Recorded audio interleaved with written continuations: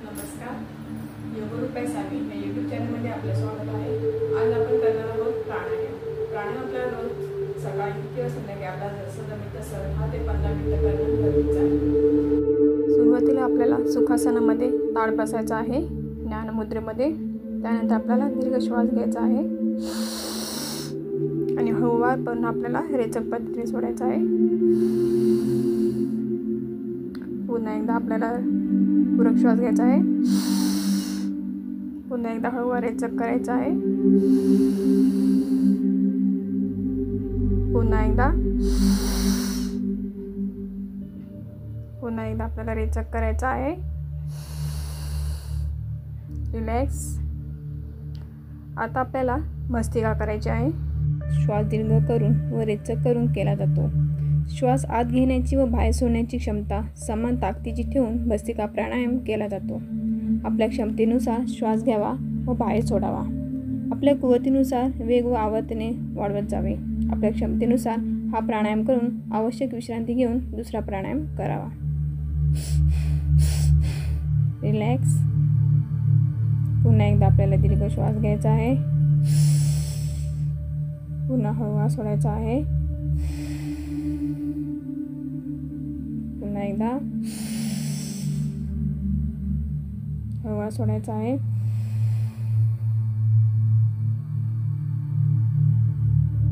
यापुढील आपण प्राणायाम करणार आहोत कपालभाती। कपालभाती प्राणायाममध्ये दोन्ही नाकपुड्यांमार्फत श्वास बाहेर सोडणे व त्याच प्रसंगी पोट आत खटापीला घेणे ही क्रिया एकाच वेळेस करणे महत्त्वाचे ठरते। हा प्राणायाम करताना श्वास रेचक करताना प्रत्येक वेळेस पोटातील अवयवांना आकुंचित करून व त्यावेळी नाकावाटे श्वास बाहेर सोडून हा प्राणायाम करणे महत्त्वाचे ठरते। नाकपुड्यांवाटे आत प्रत्यक्षरित्या श्वसनपूरक होणे व जाणीवपूर्वक व प्रयत्नपूर्वक श्वास रेचक होणे महत्त्वाचे असते। आपल्या कुवतीनुसार या प्राणायामाचा श्वसनाचा वेग कमी जास्त करावा व प्राणायामची जास्तीत जास्त आवर्तने करावी व विश्रांती घ्यावी।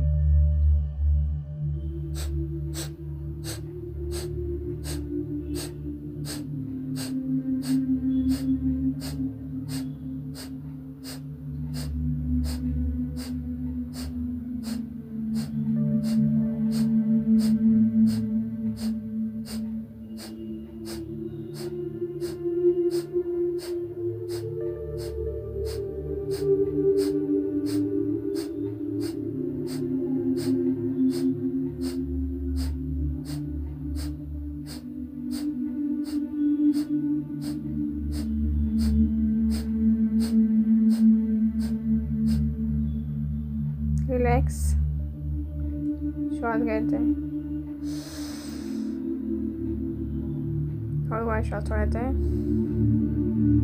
यापुढे आपल्याला दोन्ही हातांच्या अंगठ्याने कान बंद करायचे आहेत।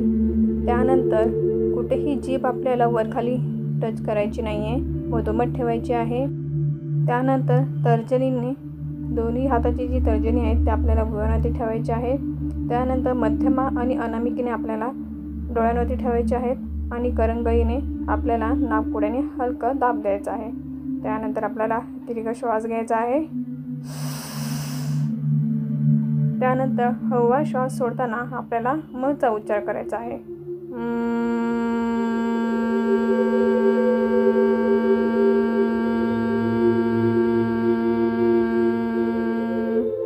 पुन्हा एकदा आपण करणार आहोत, दीर्घ श्वास घेणार आहोत।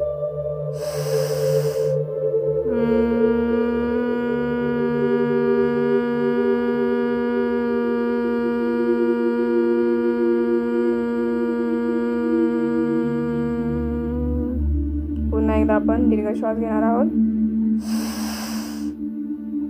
मचा उच्चार श्वास सोडताना।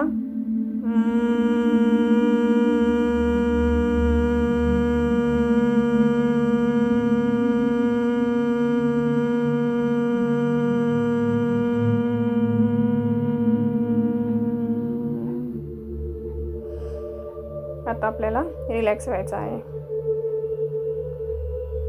आता आपण करणार आहोत ओंकार उच्चारण। ओंकार उच्चारण करताना आपल्याला ज्ञानमुद्रेत बसायचं आहे आणि अचा उच्चार करून आपल्याला ओम या पद्धतीने करायचा आहे। सुरुवात करूया। दीर्घ श्वास, पाठ सरळ ठेवायचे आहे। त्यानंतर आपल्याला अ चा उच्चार करायचा आहे।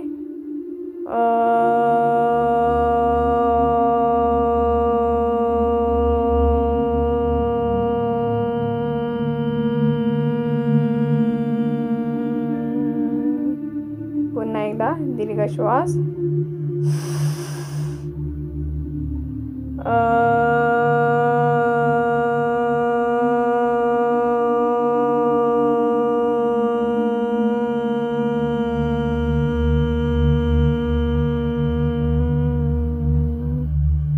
पुन्हा एकदा दीर्घ श्वास.